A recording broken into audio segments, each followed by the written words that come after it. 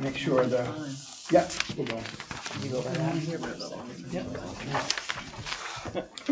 That's the agenda.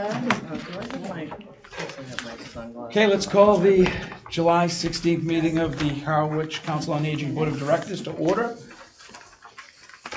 And our first order of business to welcome a new member, but not a voting member as of yet because she has not been sworn in, Jen Anderson. Would everyone, I think most of you may know Jen, would you please go around the room and introduce ourselves? Sheila? Thank you. Sheila House, you know who I am? Carol Thayer.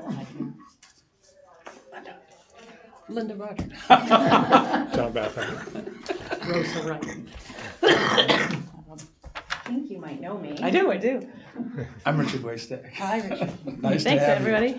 you. Jen was appointed Monday night, but still needs to be sworn in by the town clerk, who is away at town clerk camp.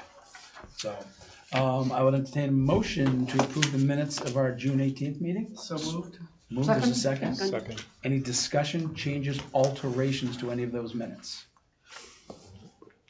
Hearing none, all in favor? Aye. Any opposed? It is a vote. We are here at the Harwich Channel Studio filming this morning, and we have no public in the audience. We do have a couple staff members. We have our president of the Friends with us. There is no other public comment. We're gonna go right to Julie in your report. Great. I can keep things, I think, pretty short today. So here we do have Rosa Wright. She's our new program specialist 3.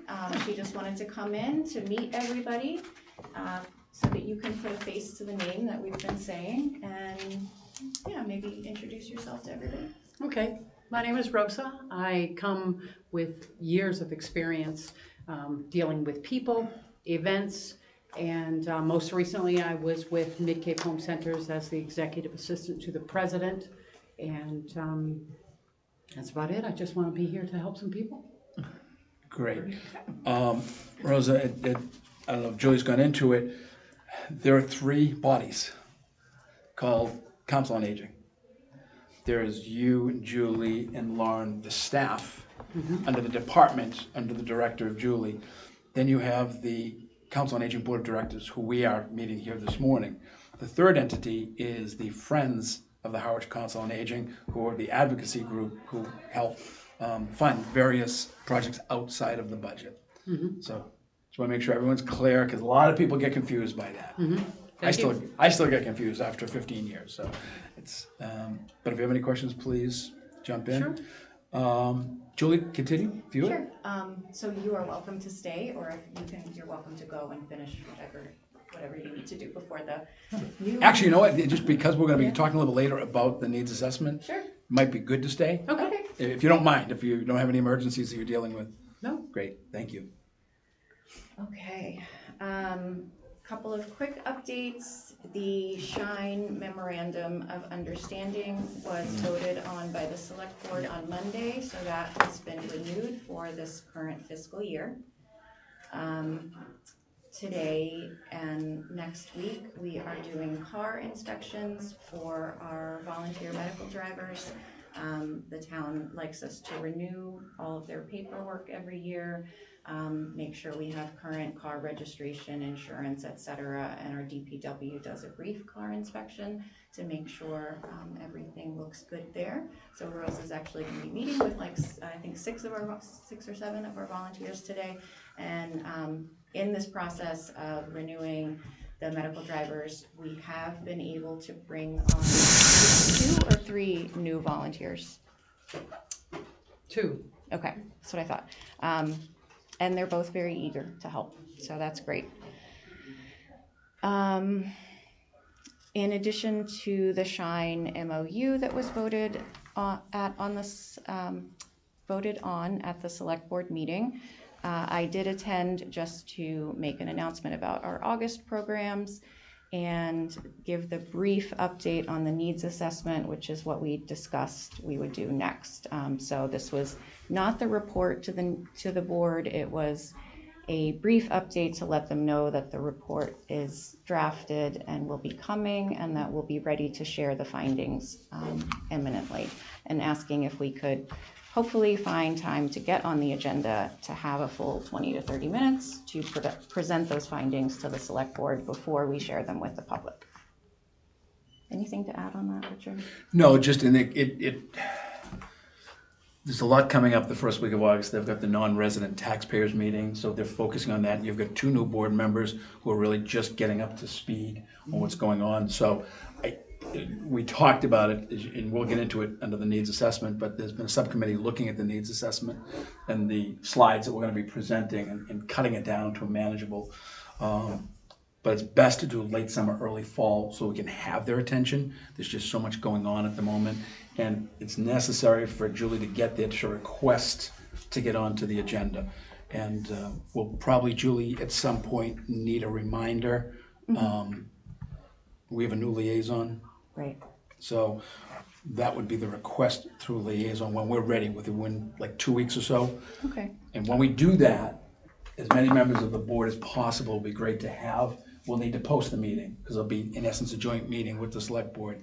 But we'll get into more of it when we get into the needs assessment. Richard, who's our new liaison? Julie, is it Pete? It was not Pete, it is Anita. Anita, okay. Anita, okay. Yeah. And I've worked with Anita for years when she was town clerk, so it's not. In fact, I just saw her at the fire station. They did a presentation to retiring captains. So. Yeah. Oh, Tom Parker. Yep. God. Yep. Julie? On the topic of the non-resident taxpayer meeting, all the department heads were asked by admin to share a flyer or a brief document, whatever you feel is appropriate to present the role of your department in town. So they asked for a flyer, like a one-page flyer. We designed a brochure around a year ago, so I spruced that up a little bit. Megan did say that a brochure would be the perfect thing to pass around, so I just wanted to show you guys what that looks like. It's really just a brief description of our programs. And a big thanks to Jen for designing this. Julius? Yeah, Julian, I did, yeah. Thank you. So you're welcome to keep those. Put them on your refrigerator. I've got to make a suggestion too. Sure. For that event. We all know, we've talked about it over the years. And we've seen it in the needs assessment, one of the most important things is communication. And I love the picture here, which is great, but I'd love us to put a label on it, if possible, to sign up for our newsletter, call or email, because that is the #1 tool for communication to people. And especially for the non-resident taxpayers, they're paying taxes. Actually, they pay a second tax for town. People don't know this. Anyone who's not a resident of the community pays upwards of 10% what they call a personal property tax. So they're paying actually a higher level of taxes than others are, yet they still have the opportunity to use the facilities here. And I think it would be great if some of them were receiving our newsletter. So I don't know if it's doable, Julie, but I think that we could take one of the pictures here and just add a label onto it.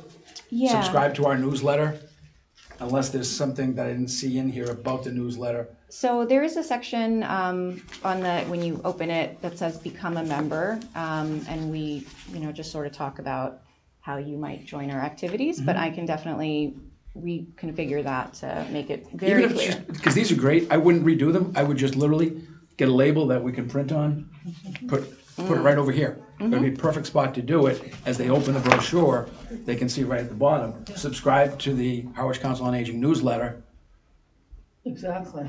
and put either the phone and I think phone and the email address so that people could do it.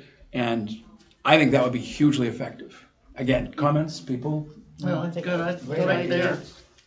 Super. Over that photo, I think. I mean, that's a nice photo. It's a nice photo. It is, you know. yeah. It kind of doesn't speak to the become a volunteer thing necessarily. It looks like people at a lecture, but. It's like a meditation. Oh, sorry. So we go with that, Julie, you okay with that? Yeah, Thank you. absolutely. Thank you. Good idea. Good idea. Excellent. And then my quick update on programs, mainly for the public. Just wanted to announce that we do have some tech classes coming up. It's a like an iPhone 101 class, and then also one for Android, so Samsung 101, and then a follow-up class for each of those on getting more in-depth with exploring and downloading apps and managing those on your phone.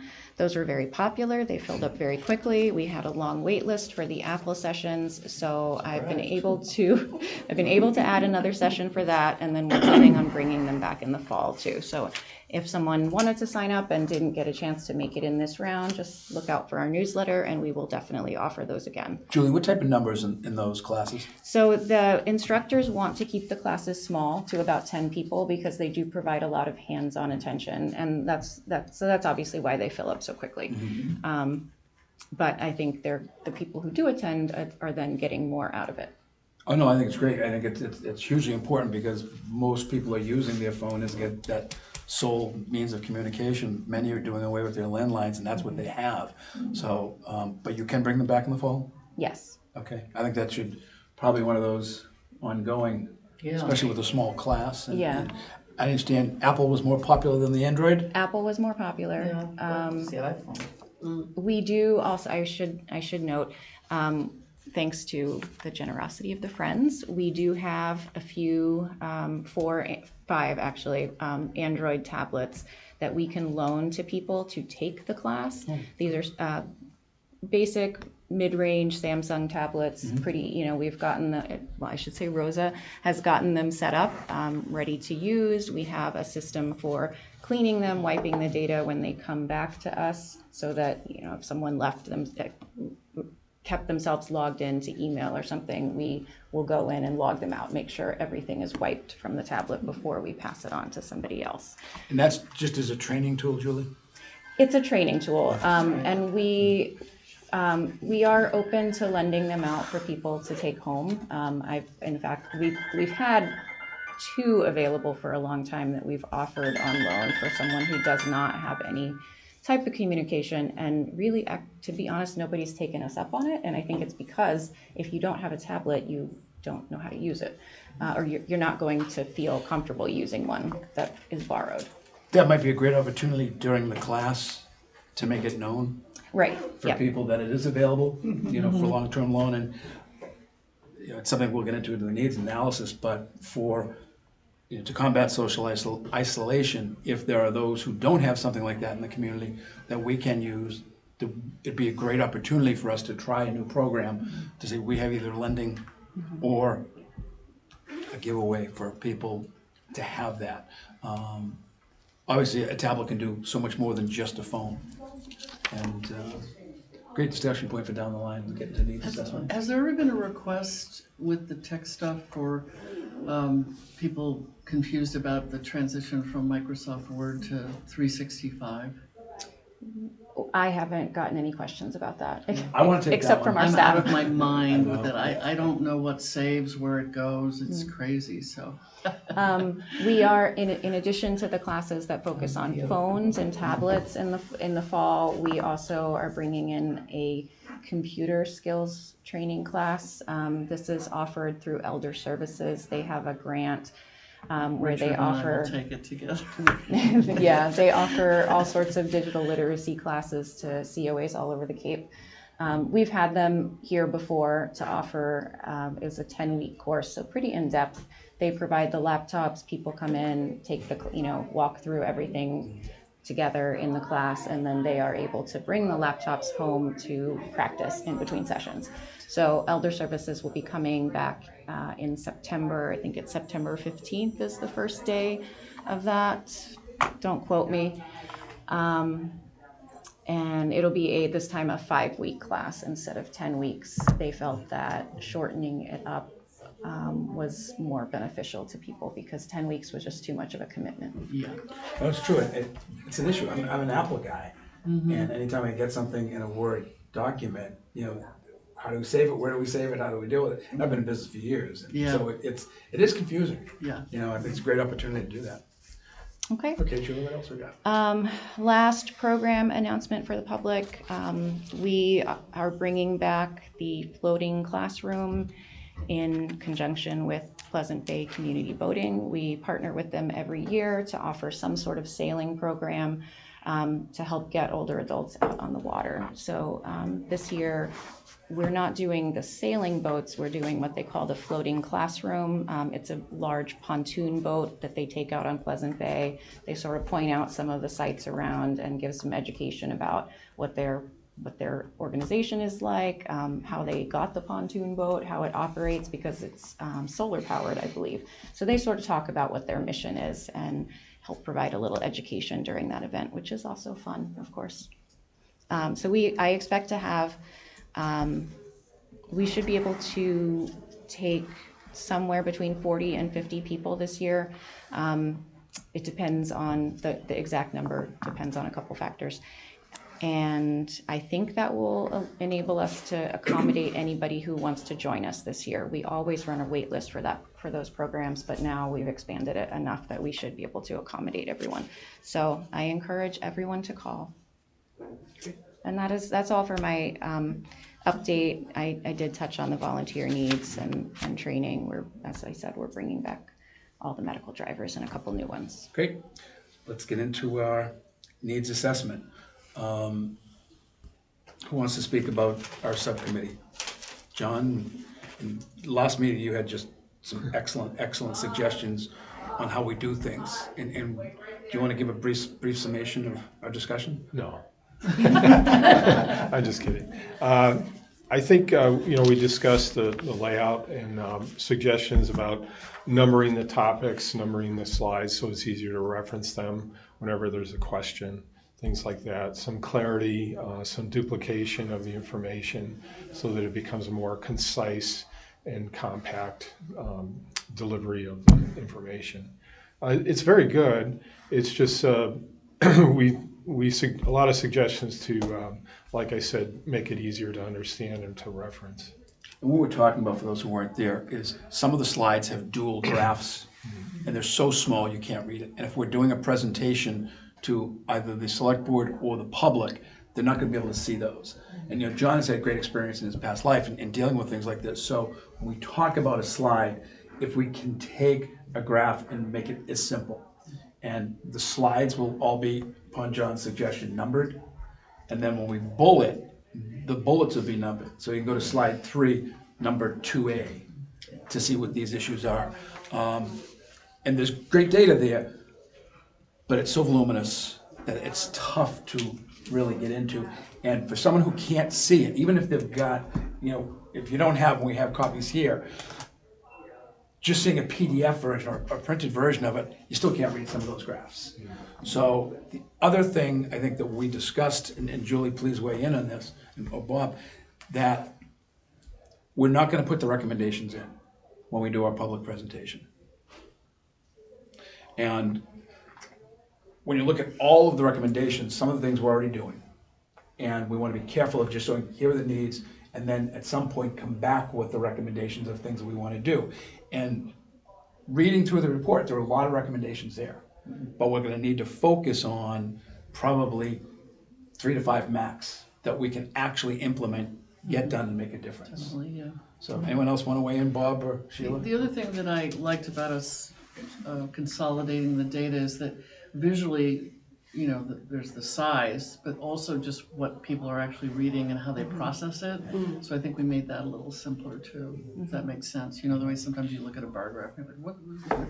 On some of the slides, they had, I think, 20 points on it, and then they break it out by different age groups or how long you lived in Harwich and stuff like that. It's hard to process. The suggestion was maybe take the top 5 on the slide instead of covering everything. That's true, and that was a great point, Bob, that you made, that a lot of them, there are 10 or 15 different items. Yeah. And 0%, 1%, 1%, 2%, concentrating on the top where really the meat of the data is. And they did a great job. There's a lot of data there. There's a lot of data. Definitely.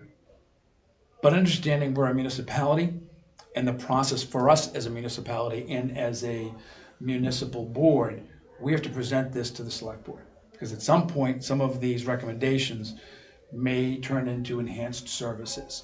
And that's the term that the select board uses now when we come to budgeting. And every year, Julie's responsible for presenting a budget to the town administrator, to the finance committee, and to the select board. And in essence, any change to the budget is considered an enhanced service. And we're in a very fiscally difficult time where getting those approved is going to be difficult. So we have to look at the reality of a great study like this, present it to the board, present it to the general public to see what are the things that this town really wants in terms of the services for this specific department. So, Julie, any comment on?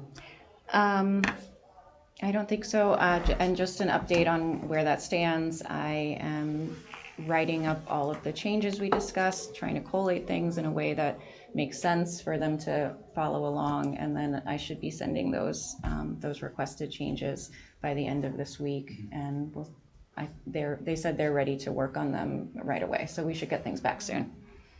Julie, are you and Richard gonna present this together, or just you, or how does, like, to the select board, I mean, like, how, at a table, or?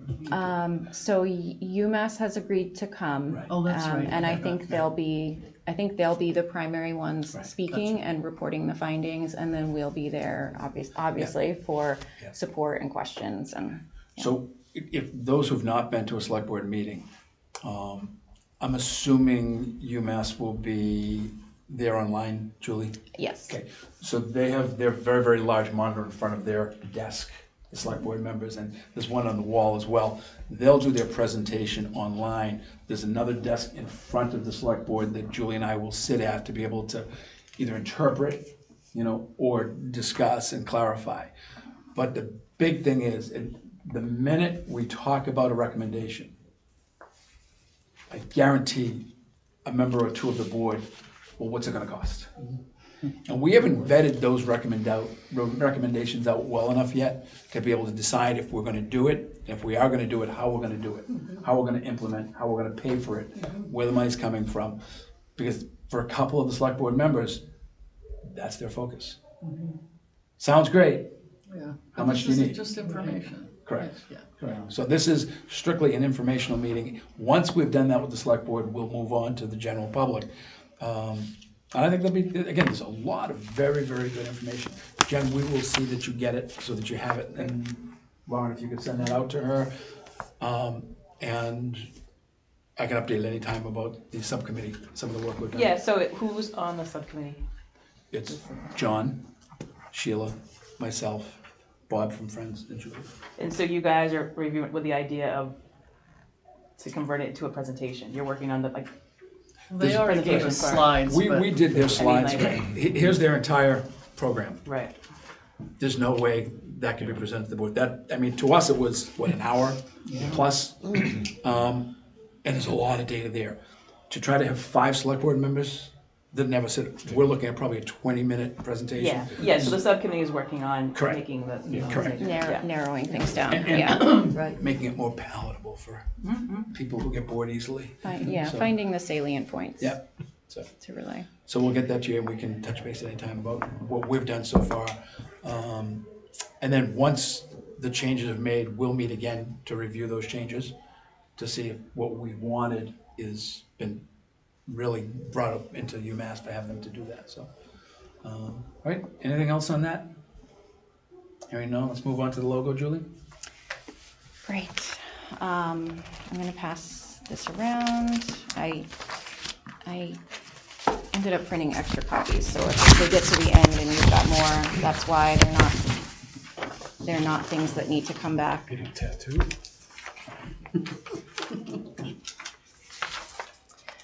So we looked at this, I'm not sure now if it was a month ago or 2 months ago, and this was the final draft of the logo I'd been working on for a while, taking into account the feedback I was given about colors and whether words should be bold, et cetera, et cetera. So this was the final draft I came up with.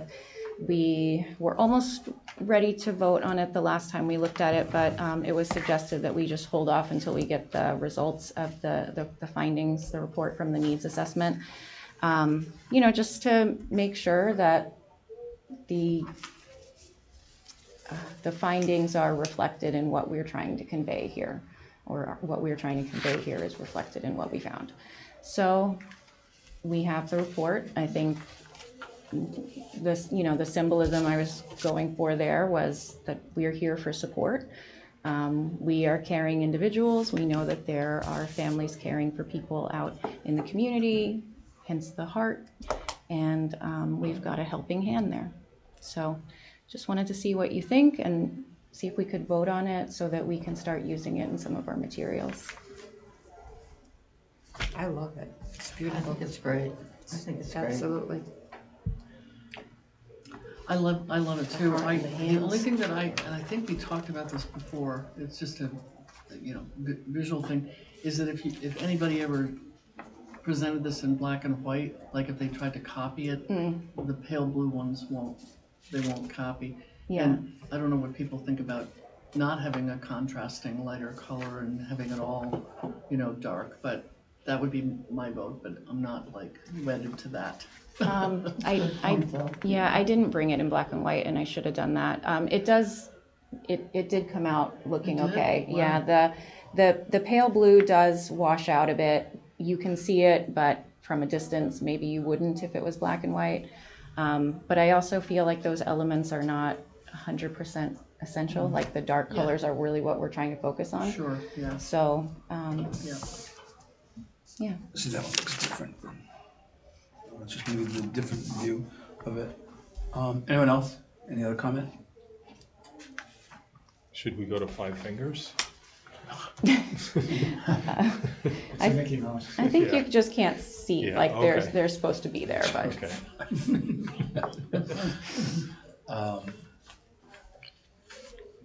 Is there a motion to be made? Yes, I'll make motion. Well, second. No, I make motion. Well, you don't know what you're seconding yet. This thing. I make a motion that we accept the logo presented by Julia at this meeting. I second it. Any discussion? Hearing none, all those in favor? Aye. Any opposed? It is a vote. Okay, let's move on to new business, medical rides policy. So this is just a very brief request. We have a transportation policy that details everything you'd like to know about our van program and our medical rides program. In the policy, it states that we will provide, or I should say riders will provide a stipend to their driver in amounts ranging from $5 to $15, and it specifies how much it should be for each town that we go to. So currently, it states that riders should provide a $5 stipend for Harwich, for Harwich and the surrounding communities. So any adjacent towns, meaning a town that touches Harwich, is included in the $5 fee. So that's Orleans, Yarmouth, not Yarmouth, Orleans, Chatham, Brewster, Dennis, I think that's it.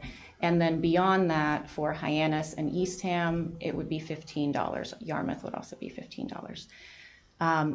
This was set, I want to say 6 or 7 years ago now. The policy, obviously, inflation has been kind of run away these last few years, and many of the drivers have commented that they feel we could do a better job with the ranges of this fee.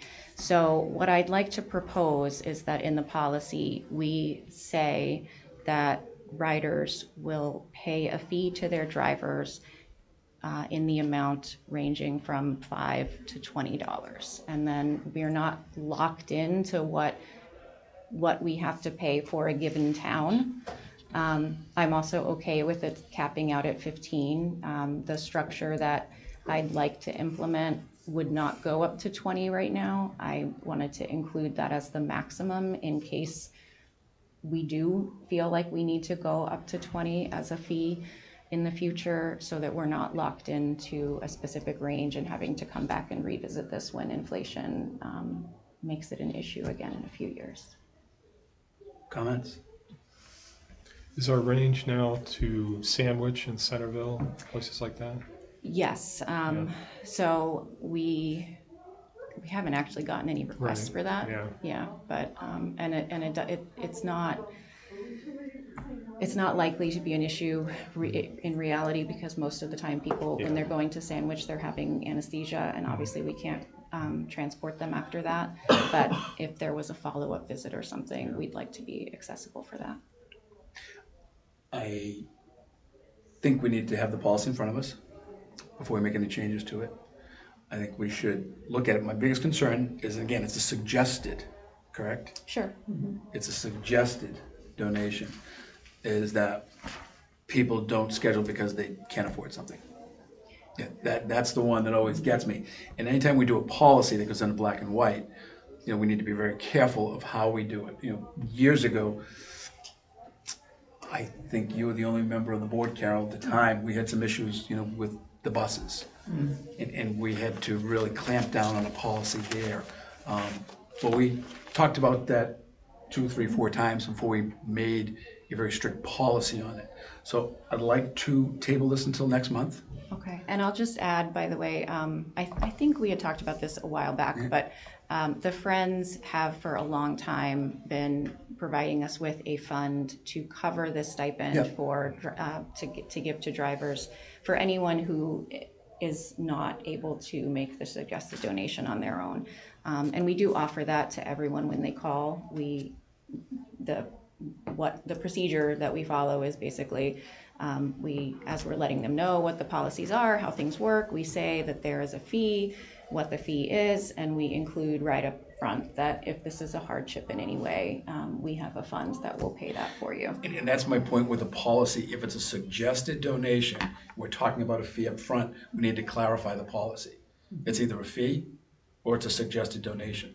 It's not the same.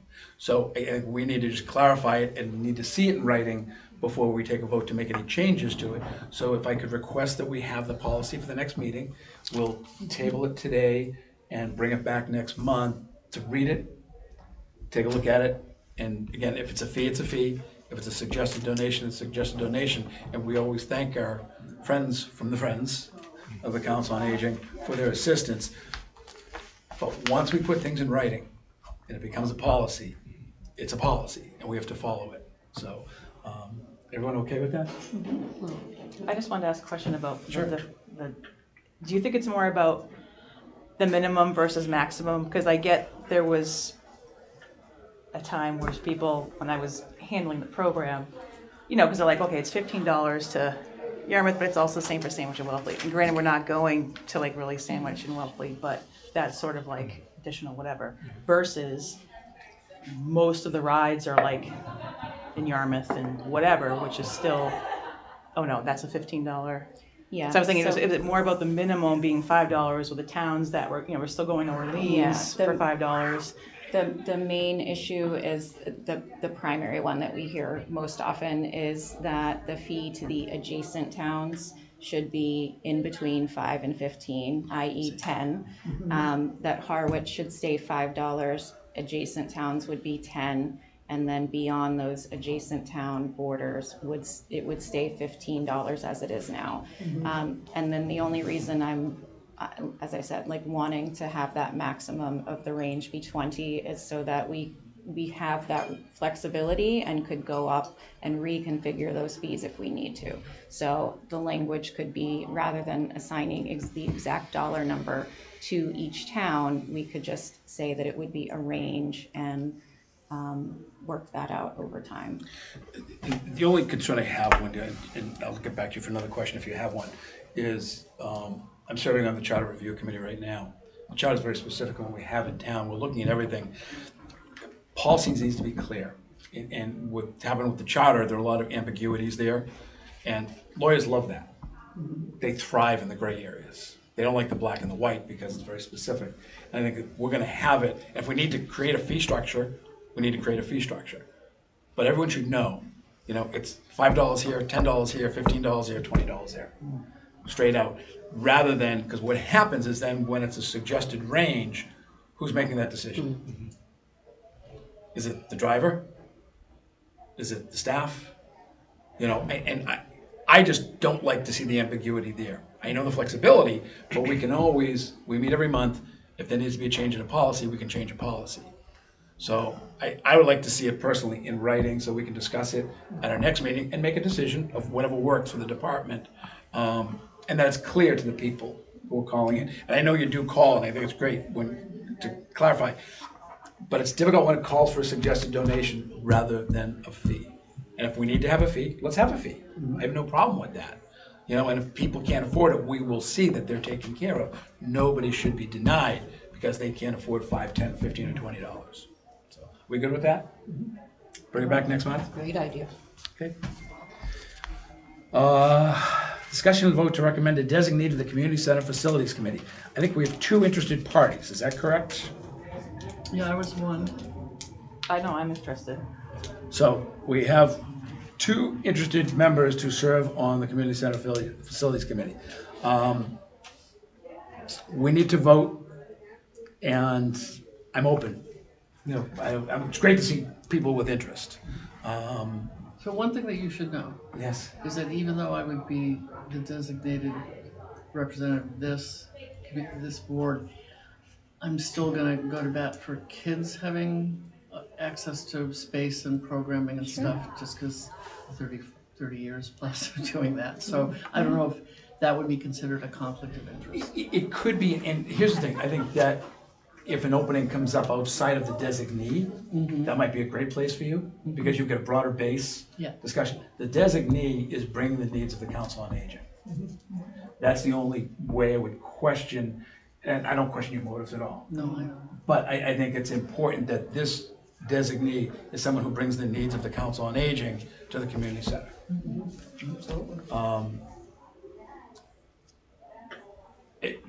Both of your choice. I can, both your names out there, however you want to deal with No, this. I know my last minute, whatever, I don't know how long the discussion was going on. It's been on, you know, going on for now a I- couple months. I know I know it's- Sheila had mentioned it, but I appreciate you being honest about that.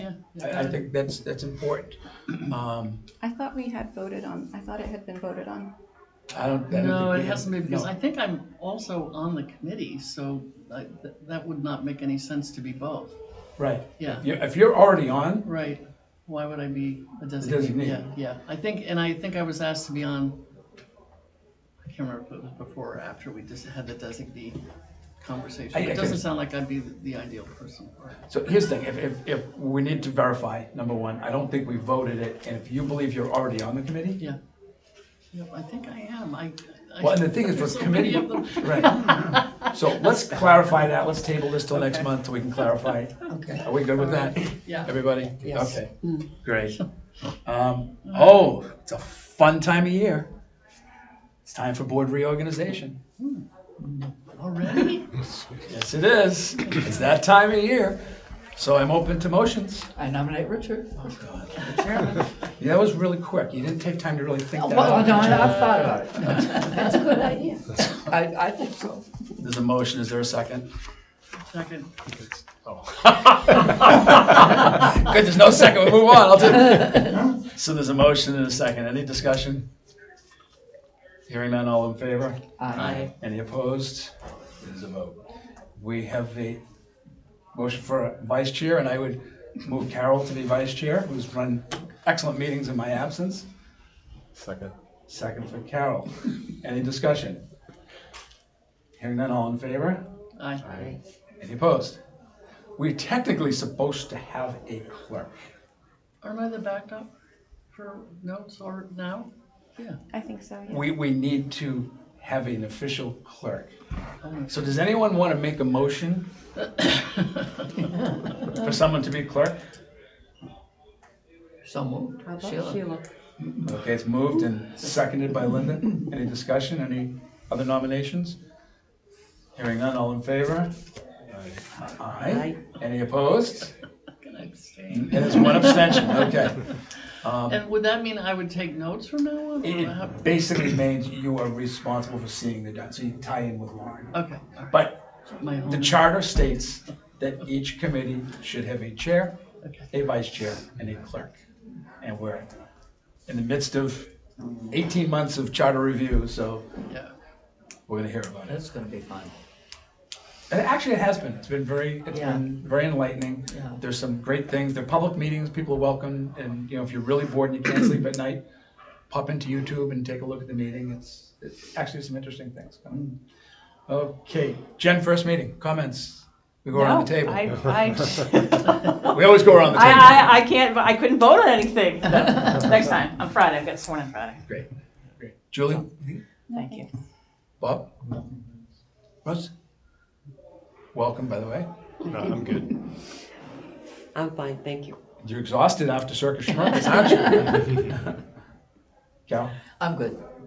Circus Smirkus has just been amazing the first day, and all great reports from the people housing the kids. They're just darling people, you know. And the two in my house, one of them's going to BU next year to be a physical therapist, Oh, wow. and the other one is going to circus camp in Sweden. Wow. Yeah, so they're both aging out, but it's just been amazing. So hot, but amazing. Yeah. Julie, I Absolutely. know we had gotten some extra tickets. Did you disperse all those? Yeah, we gave them away via raffle Yeah. at our lunch programs. Yep. Great. Super.